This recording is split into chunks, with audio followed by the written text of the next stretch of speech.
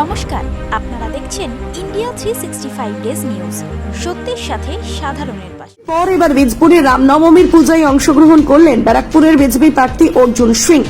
আজ রামনবমী উপলক্ষে কাঁচরাপাড়া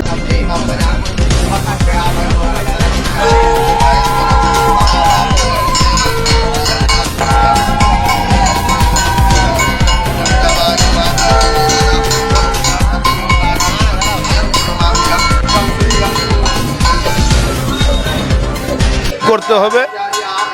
ভগবান শ্রীরাম 500 বছরে তপস্যা পরে এসছেন প্রধানমন্ত্রী মোদীজির জন্য। আমরা ভারতবাসী হিসাবে খুব খুশি। প্রত্যেকটা মানুষ ভগবান রাম নিজের ঘরে এসছেন, তার জন্য আমরা খুব না, এটা রাজনীতি নেই। আমরা কোনো বিজেপি জিন্দাবাদ করছি না, আমরা রামের জিন্দাবাদ করছি। রাম জয় হোক বলছি। আমরা ভারত মাতাকে জয়।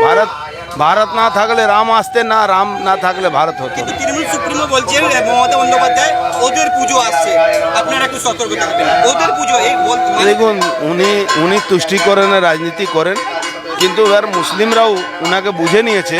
মুসলিমদের উনি তেজপাতা মতন ইউজ করেন। রান্না ভালো করাবেন, নিজের ফায়দা হবে, আর তারপরে ও খাওয়ার সময় ওটা ইউজ হবে না। দিদি কালকে ময়নাগুড়ি থেকে বলেছে যে বিরোধীরা সবসময় চোর চোর বলছে, যদি সামনে পেতাম জিপ টেনে ছেড়ে ফেলতাম। উনি এটা করতে পারেন, উনি এটাই করেন, হিংসা রাজনীতি করেন।